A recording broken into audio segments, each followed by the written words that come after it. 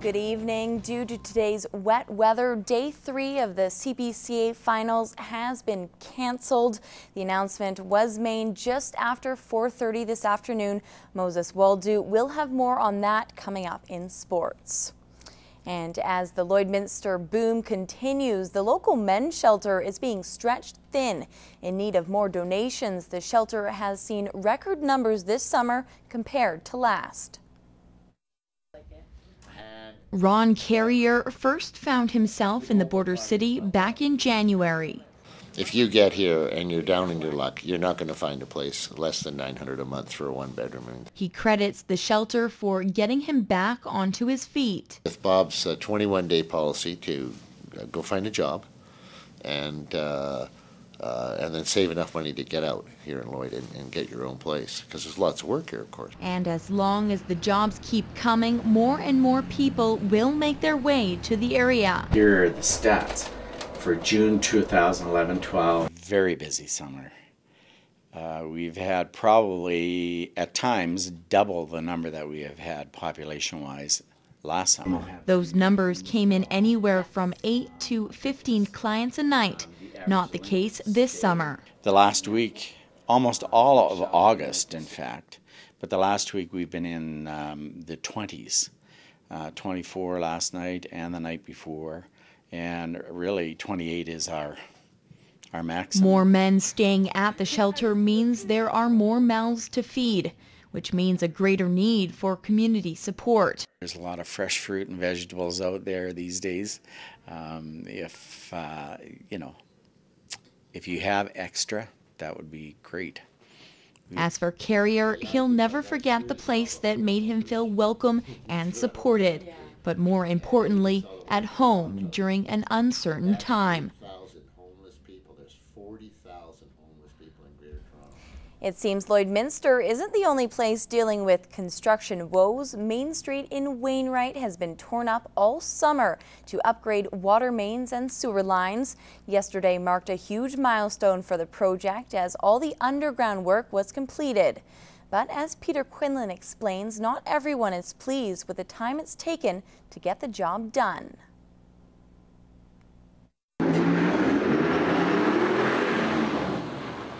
This has been the scene along Wainwright's Main Street for the past 4 months. Gravel roads, lots of dust, and construction delays have become a common scene for area residents. We had to close down the blocks for about 3 to 4 weeks each time.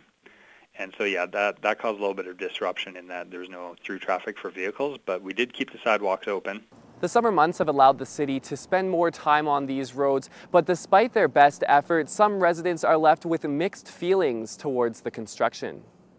Lots of customers out of business, lots of businesses suffering from this lack of production, and just really, I don't know who's doing the construction, but it's really unacceptable as far as the town of Wainwright is concerned. I work in a business that's downtown, and it hasn't been that bad. It's starting to get a little bit dustier now, but I hear that the paving crews are coming in a couple of weeks, so that'll be awesome to get it all finished.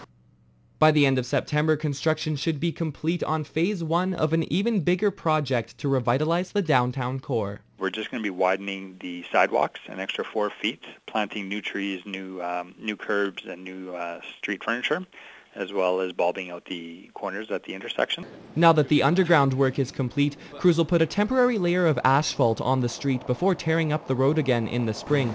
This second phase will take another 2 years to complete. They'll be working on the sidewalks and on the roads, and we're going to be redoing street lighting and redoing the trees. So we will have to close down the blocks like we did this year. But we're hoping to keep the sidewalks open and, again, keep minimal disruption to the businesses. And even though Wainwright residents are looking at another 2 summers of inconvenience, some are remaining hopeful that it will all be worth it in the long run.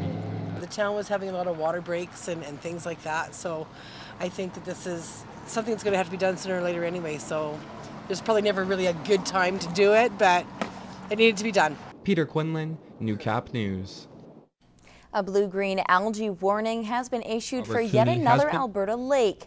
Residents and visitors are told to stay off of Quinlan Lake, which is located south of Bonnyville. Alberta Health Services say you should avoid any contact with the lake.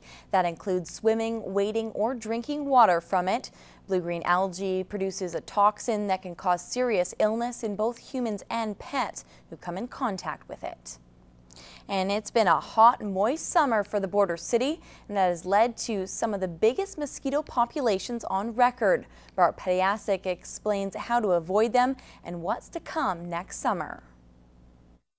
Dr. Robert Cooney has been tracking mosquitoes in the area for the last 15 years. I think they are much worse than in previous years because we had a lot of rain and very hot summer temperatures. And that's ideal for mosquitoes to increase their numbers. Mosquitoes that can carry the West Nile virus have been caught in the area, but Cooney says they are rarely a threat to humans. Kulaks in general prefer birds as hosts, and so we are not bitten as much. So the swarms of mosquitoes that bother us the most are usually Aedes, and they don't carry the West Nile virus. Cooney has tips to avoid increasing mosquito populations. Any kind of open water puddles building up during heavy rainfalls or downspouts that go into rain barrels, for example. Make sure that you cover them with fine mesh. Other tips are to avoid having a lot of bushes in the backyard and mowing the lawn consistently. As far as what next summer will bring, Cooney says it's tough to predict right now. Mosquitoes, in terms of biting us, it all depends on the weather. If it's a moist summer next year again, hot and moist, then we have a lot of mosquitoes again. I think we just have to go by the weather. Bart Pediasic, Newcap News.